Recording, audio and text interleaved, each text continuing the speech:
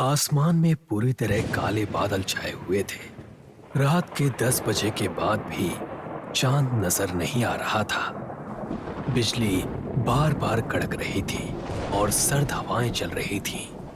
ऐसे में एक आदमी अपने हाथों में एक 8 साल के बच्चे की लाश को पकड़े, घुटनों को जमीन पर टेक, ऊपर आसमान की ओर देख आंसू बहा रहा था। मुझे भगवान से कोई आस नहीं है। मैं भगवान से कुछ नहीं चाहता।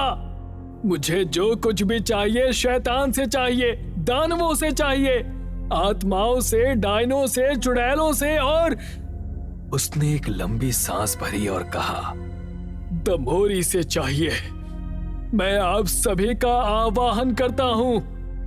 मैं अपने आप को पूरी तरह से आपके हवाले करता हूं।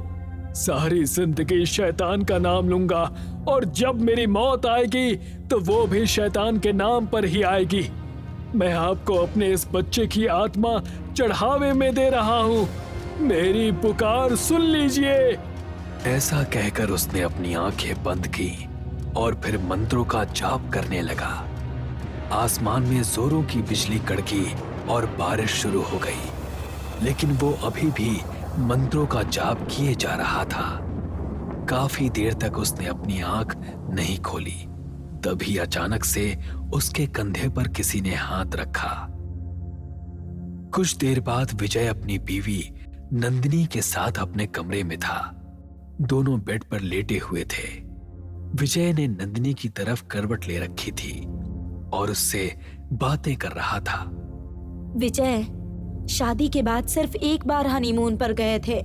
उसके बाद तो जैसे तुमने कसम खा ली है कि मुझे कहीं भी घुमाने नहीं ले जाओगे।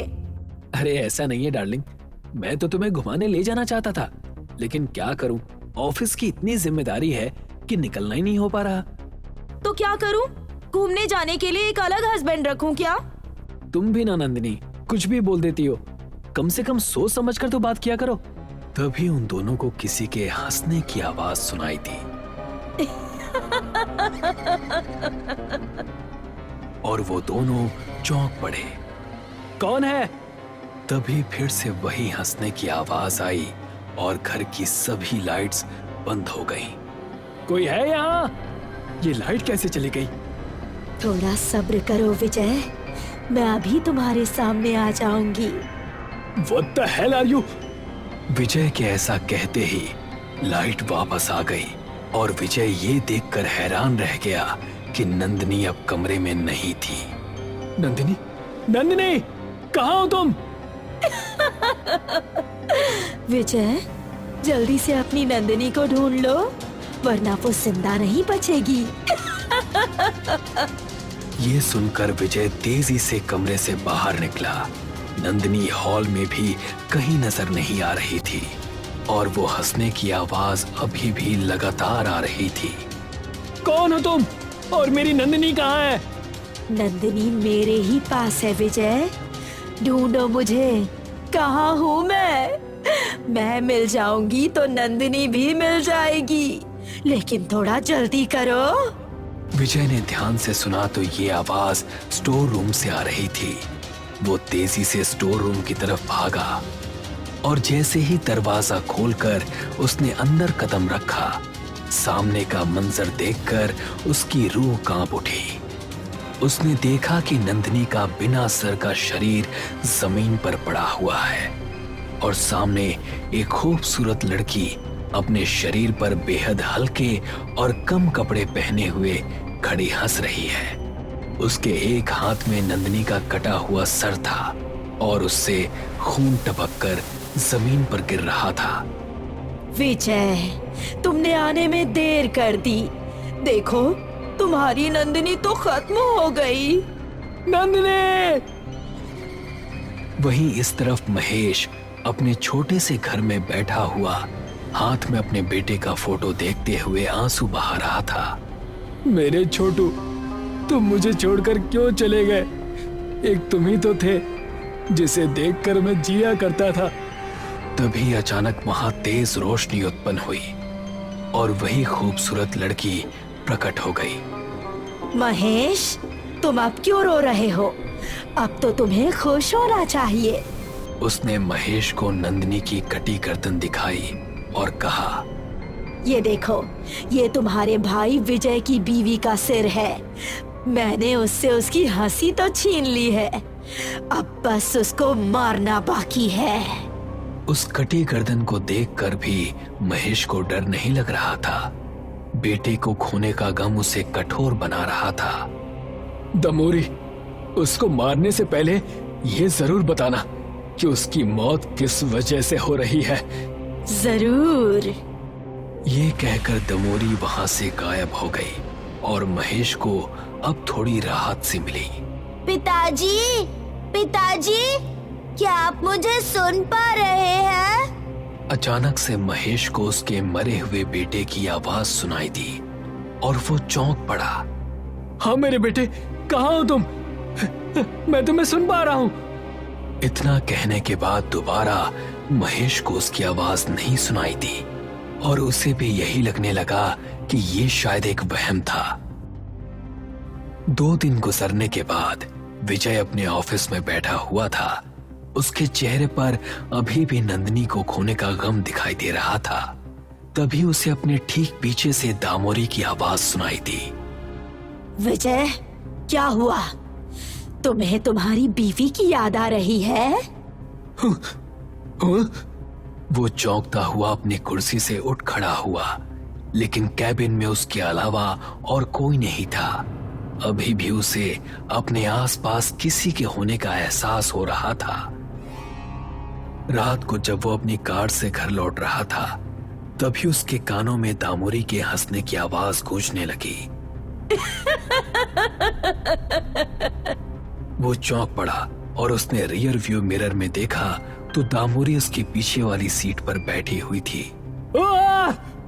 उसने बाहर भागने के लिए दरवाजा खोलना चाहा, लेकिन दरवाजा खुल नहीं रहा था और पीछे बैठी हुई दामोरी जोर जोर से हंसी जा रही थी।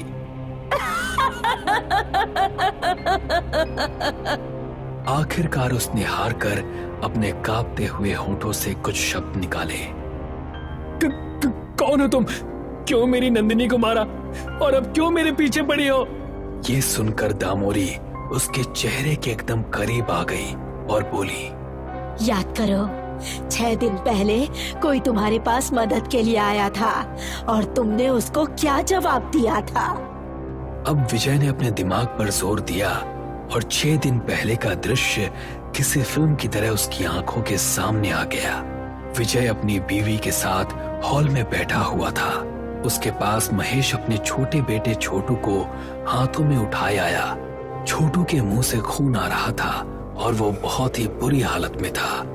विजय भैया, पिताजी के मरने के बाद आपने मुझे घर से बाहर निकाल दिया और सारी जायदाद खुद ले ली। मैंने तब भी आपसे कुछ नहीं मांगा, लेकिन आज मुझे पैसों की सख्त जरूरत है। मैं अपने पास जमा किए हुए सारे पैसे इसके इलाज में खर्च कर चुका हूँ, लेकिन अब मुझे इसे शहर किसी अस्पताल में भर्ती करना पड़ेगा। आप बस मुझे 20,000 रुपए दे दीजिए, जिससे मेरी थोड़ी मदद हो जाए। अगर एक बार तेरी मदद कर दी ना, तो फिर तू बार बार मुझसे किसी ना किसी बहाने से पैसे मांगता ही रहेगा। मुझे इस झंझट में ना फंसना ही नहीं है। तू यहाँ से चला जा, तेरे लिए वही ठीक होगा, समझा? महेश ने उससे बहुत खुशामद की, लेकिन विजय ने उसको धक्के मारकर घर से बाहर निकाल दिया। महेश के बेटे ने उसकी बाहों में दम तोड़ दिया। उसके बाद महेश ने काली दुनिया के सभी प्रेतों का आवाहन किया और मैं उसकी मदद के लिए इस दुनिया में आई। मुझे माफ कर दो, मैं खुद जाकर महेश से माफी मांग लूंगा। नहीं, महेश यही चाहता है कि मैं तुमको भी खत्म कर दूं। ये सुनकर विजय के दिल में और ज्यादा खौफ उभर आया। अगले ही पल कार की विंडस्क्रीन तोड़ते हुए विजय का कटा सर बाहर आ गिरा और दामोरी की हंसी फिजा में गूंज गई। आज दामोरी उस विजय को खत्म कर देगी। आज मेरा बदला पूरा हो जाएगा। तभी दामोरी वहां पर प्रकट हुई और बोली, पूरा होगा नहीं, पूरा हो चुका। मार दिया है मैंने उस विजय को। ये सुनकर महेश को बहुत अच्छा लगा और उसके मुंह से शैतानी हंसी फूट पड़ी। अपने आप को मेरा भगवान समझने वाला मेरी खुशियों का हत्यारा मारा गया। अब मैं आजाद हूँ महेश। अब तो मेरे लिए कोई काम नहीं है ना? हाँ हाँ बिल्कुल, अब तुम आजाद हो। उसकी बात सुनकर दामोरी मुस्कुराई और फिर वहां से गायब हो गई। महेश भी अपने बिस्तर पर लेट गया और सोने की कोशिश करने लगा, लेकिन अभी भी ना जाने क्यों उसके दिल को सुकून नहीं मिल रहा था और उसे ये बात समझ में नहीं आ रही थी। तकरीबन 2 बजे उसे अपने बेटे की आवाज फिर से सुनाई दी। पिताजी, पिताजी, क्या आप मुझे सुन पा रहे हैं? हाँ मेरे छोटू, तू सामने क्यों नहीं आता? कहाँ है तू? पिताजी, आपने मेरी आत्मा को इनकी दुनिया में भेजकर अच्छा नहीं किया। यहाँ मेरा मन नहीं लगता। यहाँ बहुत ही डरावने राक्षस, डायन और चुड़ैल है। मुझे यहाँ से बाहर निकालिए। ये सुनकर महेश को बहुत दुख हुआ और वो बोला, छोटू, तुम्हारी मौत का बदला लेने की आग में मैंने तो ये सोचा ही नहीं कि तुम्हारी आत्मा का वहाँ क्या होगा। मुझे माफ कर दो छोटू। पिताजी, आपने मेरे साथ अच्छा नहीं किया। मैं आपको कभी माफ नहीं करूँगा। ये कहने के बाद छोटू की आवाज आनी बंद हो गई। महेश को अब अपनी गलती पर पछतावा हो रहा था और वो सोच रहा था कि आगे करे तो क्या करे। तभी न जाने उसे दिमाग में क्या सूझा। उसने घासलेट की कैन उठाई और दूसरे हाथ में फावड़ा। फिर वो जंगल की तरफ रवाना हो गया। काफी देर चलने के बाद वो एक बड़े से पीपल के पेड़ के पास जाकर रुक गया। मैंने इसी जगह छोटू को दफनाया था। हाँ, यही जगह थी। उसने फावड़े से जमीन को खोदना शुरू किया और कुछ ही देर में उसे छोटू की लाश नजर आई, जिसमें अब काफी हद तक कीड़े लग चुके थे। छोटू, उसकी आंखों से आंसू निकल पड़े और उसने छोटू की लाश पर घासलेट डाला। फिर उसने हिम्मत करके माचिस की तीली निकाली और जलाने ही वाला था कि तभी वहां पर दामोरी प्रकट हुई। नहीं महेश, ये तुम क्या कर रहे हो? मुझे मेरे बेटे की आत्मा को वहां से निकालना है। वो वहां खुश नहीं है। अगर तुमने ऐसा किया तो मुझे भी अपनी दुनिया में वापस जाना पड़ेगा और मैं अकेली नहीं जाऊंगी। मैं तुमको भी उस दुनिया में लेकर जाऊंगी। मुझे मंजूर है, वैसे भी मैं अब जीकर क्या करूंगा? ऐसा कहकर महेश ने फौरन तीली जलाकर छोटू की लाश पर डाल दी। नहीं! छोटू का शरीर जलने लगा और उसकी आत्मा महेश के सामने आकर खड़ी हो गई। छोटू के चेहरे पर अब खुशी नजर आ रही थी। पिताजी, आपका बहुत बहुत शुक्रिया। आपने मुझे उस अंधेरी दुनिया से निकाला। अब मैं आराम से स्वर्ग जा सकता हूँ। इतना कहकर छोटू वहां से गायब हो गया और महेश की आंखों में अब खुशी के आंसू थे। तभी दामोरी महेश पर झपटी और महेश के पेट में उसने अपना पंजा आर पार कर दिया। अब तुझे मेरे साथ चलना होगा महेश। मैं तुझे नहीं छोड़ूंगी। उसके ऐसा कहते ही उन दोनों के आसपास काला धुआं उत्पन्न हुआ। वो दोनों उस धुएं के साथ ही वहां से गायब हो गए और फिर चारों तरफ मौत का सन्नाटा छा गया। ये घटना 90 के दशक की है। माधवी पंजाब के एक छोटे से कस्बे की रहने वाली थी। माधवी हाई स्कूल में थी। उसके घर से उसका स्कूल 5 किलोमीटर दूर था। उसके पिताजी ने उसे कुछ दिनों पहले ही नई साइकिल लाकर दी थी। माधवी अपने दोस्त अंजू के साथ खेतों से होते हुए स्कूल चली जाती थी। उन्हीं खेतों में एक बहुत पुराना घर बना हुआ था।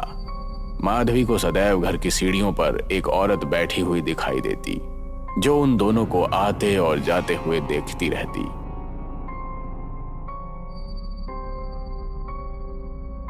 एक दिन माधवी अपने दोस्त अंजू से बोली, जब भी हम दोनों इस घर के समीप से गुजरते हैं, तू अपनी साइकिल की गति तेज क्यों कर देती है? बातें मत कर माधवी, जल्दी जल्दी साइकिल चला। वही बात तो मैं तुमसे पूछना चाह रही हूँ कि आखिर तुम इस घर से इतना डरती क्यों हो? अरे सिर्फ मैं नहीं बल्कि पूरा गांव इस घर से बहुत घबराता है। क्या तुमने घर के बाहर बनी हुई सीढ़ियों पर बैठी हुई उस औरत को नहीं देखा जो हम दोनों को आता और जाता देखती रहती है? मुझे तो उस औरत पर बड़ी दया आती है। तुम तो बेवजह ही इतना डरती हो। मेरे माता पिता ने मुझे मना किया हुआ है इस घर के पास रुकने के लिए, और जब मैंने इस बारे में पूछा तो उन्होंने हमेशा की तरह मुझे डांट दिया और कहा कि भूले से भी उस घर के पास मत रुक जाना। वो कहते हैं कि घर में जो औरत रहती है ना, गलती से भी कभी उससे बात मत करना। लेकिन ऐसा क्यों? बोला ना मैंने, जब भी मैं इस बारे में पूछती हूँ तो वो लोग मुझे डांट देते हैं। उस शाम माधवी अपने पिता अर्जुन से बोली, पिताजी, आपसे एक बात पूछूं? कहीं आप मुझे डांटेंगे तो नहीं ना? भला मैं तुम्हें क्यों डांटूंगा? पिताजी, खेतों के पास जो एक पुराना सा मकान बना हुआ है, उसकी सीढ़ियों पर मुझे हमेशा एक औरत बैठी हुई दिखाई देती है जो मुझे और मेरी सहेली को स्कूल से आते और जाते हुए देखती रहती है। गांव के लोग उस औरत से इतना डरते क्यों हैं? माधवी की बात सुनकर अर्जुन के चेहरे पर डर के साए लहराने लगे। मेरी बात ध्यान से सुनो माधवी, चाहे कुछ भी हो जाए, गलती से भी उस घर के पास मत रुकना और ना ही कभी उस औरत से बात करना। लेकिन ऐसा क्यों पिताजी? मैंने तो कभी कभी उसकी आंखों में आंसू भी देखे हैं। मुझे तो उस पर बड़ी दया आती है। उसके आंसुओं पर मत जाना, वो खंडहर चक्रमणि वंशजों का है। तुम्हारे लिए बस इतना ही जानना काफी है। अगर स्कूल जाने का कोई और दूसरा रास्ता होता तो मैं कभी भी तुम्हें उस रास्ते से जाने नहीं देता। चक्रपाणी वंशज? मैं कुछ समझी नहीं पिताजी। कहते हैं कि बहुत सालों पहले उस घर में एक डायन रहा करती थी जिसका नाम चक्रमणि था। जो औरत तुम्हें सीढ़ियों के पास बैठी हुई दिखाई देती है वो उसी चक्रमणि वंशज की है। ये डायन खूनी प्रेत आत्माओं से शारीरिक संबंध बनाती है। इनके यहाँ पुत्र नहीं होता, केवल पुत्रियां होती हैं, और वो भी डायन ही होती है। जवान होने तक वो किसी भी इंसान को नजर नहीं आती और जवान होने के बाद सबसे पहले अपनी माँ को मार के खा जाती है। माधवी अपने पिता की बात सुनकर चुप हो गई, मगर सच तो ये था कि माधवी इन बातों पर विश्वास नहीं करती थी। अगले दिन माधवी की दोस्त अंजू की शहर में रहने वाली चाची का अचानक देहांत हो गया। जाने से पहले अंजू माधवी के घर पर आई। मैं कुछ दिनों तक स्कूल नहीं आ पाऊंगी माधवी। मैं माँ और बाबूजी के साथ शहर जा रही हूँ। मेरी चाची का देहांत हो गया है। ये तो बहुत बुरा हुआ। तो क्या मुझे कुछ दिनों तक अकेले स्कूल जाना पड़ेगा? मजबूरी है माधवी, लेकिन मेरा शहर जाना बहुत जरूरी है। पर मैं तो यहाँ पर सिर्फ इसलिए आई हूँ ये बताने के लिए, तुम गलती से भी उस औरत से बात मत कर लेना। अच्छा, तो तुम यही कहने के लिए मेरे पास आई थी? हाँ, क्योंकि मुझे पता है कि तुम उस औरत से बात किए बगैर मानोगी नहीं। माधवी, एक बात याद रखना, हमारे माता पिता अगर किसी काम के लिए हमें मना करते हैं ना, तो उसमें हमारी भलाई छुपी होती है। अगले दिन माधवी अकेले स्कूल जाने लगी। स्कूल जाते हुए उसकी नजर जब उस मकान की सीढ़ियों पर पड़ी जो कि आज खाली थी। अजीब बात है, आज पहली बार ऐसा हुआ है कि सीढ़ियों पर वो औरत दिखाई नहीं दे रही। पता नहीं बेचारी सही भी होगी या नहीं। कहीं ऐसा तो नहीं कि वो बीमार हो गई हो। मैंने तो सुना है कि वो अकेली ही रहती है। माधवी ने अपनी साइकिल ठीक उस घर की सीढ़ियों के सामने रोक दी और वो इधर उधर देखने लगी। तभी माधवी के कानों में अपने पीछे से किसी लड़की की आवाज टकराई। वो बुरी तरह से चौंक गई। उसने जब पलट कर देखा तो सामने एक लड़की उसकी ओर मुस्कुरा कर देख रही थी। वो लड़की देखने में बहुत सुंदर थी। उसके बाल खुले हुए थे।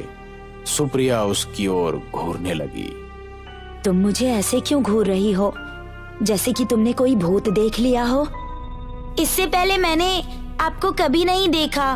कौन है आप? मेरा नाम कामिनी है, मैं इसी घर में रहती हूँ। लेकिन मैंने तो आपको कभी नहीं देखा। मुझे तो यहाँ पर एक औरत बैठी हुई दिखाई देती है जो आज दिखाई नहीं दी। तुम जिस औरत की बात कर रही हो ना, वो औरत मेरी माँ है। कुछ दिन के लिए वो बाहर गई हैं। तभी अचानक माधवी को कुछ याद आया। वैसे आप कौन से स्कूल में पढ़ती हो? माधवी कामिनी से कुछ और पूछती कि तभी कामिनी चहकती हुई बोली, सुनो, क्या तुम मुझे अपनी साइकिल पर बिठाकर थोड़ी दूर घुमा सकती हो? हाँ, लेकिन मैं स्कूल जा रही हूँ। अगर मैं स्कूल में लेट हो गई तो टीचर से डांट पड़ेगी। कोई बात नहीं, तुम मुझे थोड़ी दूर आगे तक छोड़ देना, मैं वहाँ से पैदल आ जाऊंगी। उसकी मासूमियत माधवी को बहुत पसंद आई। माधवी ने उसे बैठा लिया और उस दिन के बाद दोनों की दोस्ती शुरू हो गई।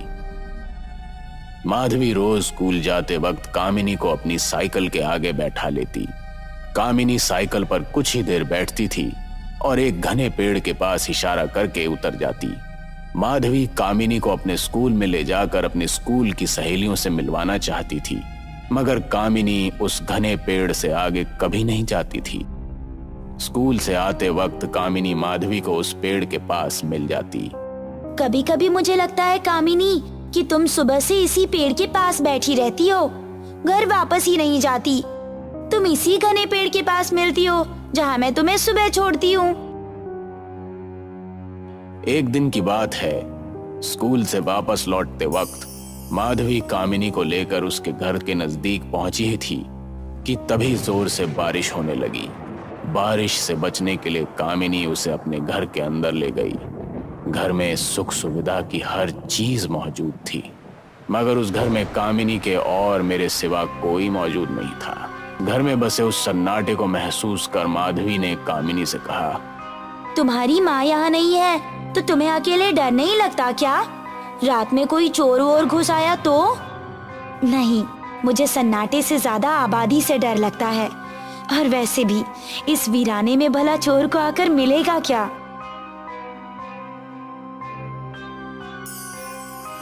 एग्जाम शुरू होने से पहले अंजू ठीक होकर घर लौट आई। अंजू के आने पर माधवी बहुत खुश थी। स्कूल जाते समय माधवी ने अंजू को कामिनी के बारे में सब कुछ बता दिया। माधवी ने साइकिल उस घर के सामने रोक दी। क्या हुआ माधवी? तुम तो बोल रही थी कि तुम्हें उस औरत की बेटी यहीं पर मिलती है, लेकिन यहाँ तो मुझे कोई नजर नहीं आ रहा और इस मकान पर भी ताला लटक रहा है। माधवी चुपचाप खामोश मुंह लटकाए अंजू के साथ स्कूल चली गई।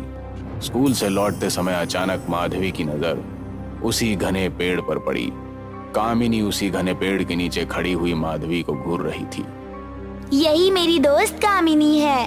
कामिनी अंजू को देखकर बिल्कुल भी खुश नहीं हुई।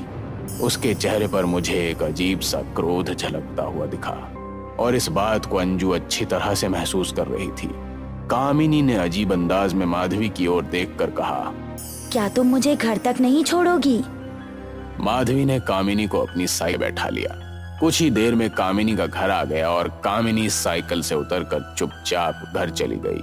तभी अचानक जोरों से बारिश हुई। बारिश के रुकने तक हम दोनों कामिनी के घर पर रुक जाते हैं, वरना हम दोनों भीगकर बीमार पड़ जाएंगे और एग्जाम सर पर है। मुझे कुछ अजीब लग रहा है माधवी, मैं नहीं जाऊंगी। कामिनी के घर का दरवाजा खुला हुआ था। माधवी अंजू घर के अंदर घुस गई, मगर जैसे ही अंजू ने घर के अंदर प्रवेश किया तो सामने का दृश्य देखकर भय से उसकी आंखें फटी की फटी रह गईं। वो अंदर से उजाड़ और वीरान मकान था, जहां पर बड़े बड़े मकड़ियों के जाले लटक रहे थे और पूरे घर में अजीब सी बदबू फैली हुई थी। घर में अंधेरे का साम्राज्य था। तू तो बोल रही थी कि ये घर अंदर से बहुत अच्छा बना हुआ है। मेरी भी कुछ समझ में नहीं आ रहा अंजू, लेकिन मेरी बात का यकीन कर, मैं सही बोल रही थी। यहाँ से निकलते हैं माधवी, मुझे बाहर ही कुछ अजीब सा महसूस हो रहा था। इस जगह में कुछ तो गड़बड़ है। और तेरी दोस्त कामिनी, वो कहाँ गायब हो गई? मेरी भी दहशत के मारे रोंगटे खड़े हो रहे हैं। अब तो यहाँ पर खड़े होना भी बहुत मुश्किल लग रहा है मुझे। माधवी ने भागने के लिए कदम बढ़ाए ही थे कि तभी अचानक अंजू की चीख उसके कानों में टकराई।